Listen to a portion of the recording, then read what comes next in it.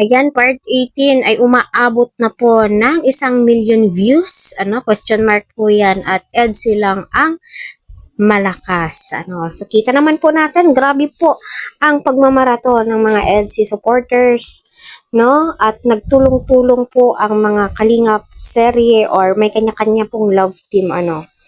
Para sa ganun ay mag-viral. No? Kita naman po natin yung pagmamahal at suporta ng Team EDSI sa kanilang iniidolo. Minamaraton po nila 800 views na po. 8 araw po yan. So, papaano na kung pumatak ng 2 weeks, malamang millions na po yan.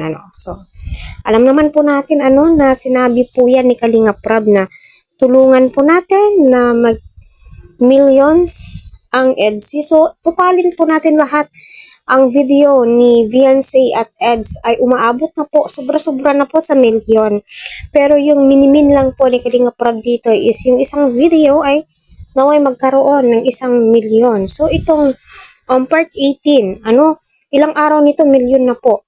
No, malamang kapag nasundan to mamaya or bukas, no, hoping and praying po talaga na masundan na po itong EDSI kasi nakakamiss naman po talaga. Iba po yung bagong upload at iba naman po yung minamaraton kasi alam niyo naman po nakaka-excite kapag may bagong pinapanood kung ano po yung nangyari, ano po yung ginagawa ni Vince, ano na po yung kaganapan, may bagong twist ba, may bagong aabangan ba? Kasi, my God, no?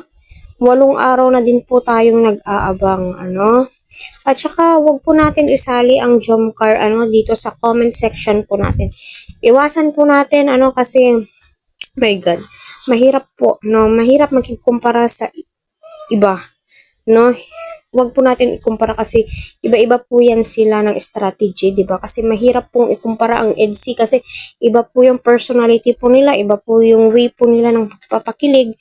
Kaya iwas-iwasan po natin para iwas din po mabash ang mga ka-lovers, di ba?